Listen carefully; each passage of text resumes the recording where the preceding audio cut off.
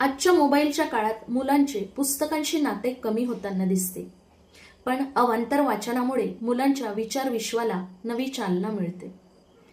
वाचन का गरजेचे आहे, तर पाठ्यपुस्तकांपलीकडचे वाचन हे मुलांच्या कल्पनाशक्तीला वाढवते, भाषा समृद्ध होते, नवीन शब्दसंग्रह मिळतो.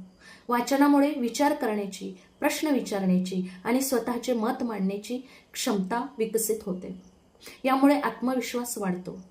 तर वाचनाची सवय कशी लावावी, तर दररोज 10 ते 15 मिनिटांचा वेळ ठरवा.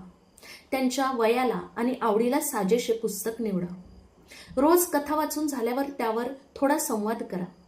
आणि सर्वात महत्त्वाचे, मुले ही आपल्याकडूनच शिकतात. घरातल्या मोठ्यांनीही मुलांना पुस्तक वाचताना दिसणे गरजेचे आहे. लहानपणापासून लागलेली वाचनाची सवय ही मुलांना आयुष्यभर साथ देते.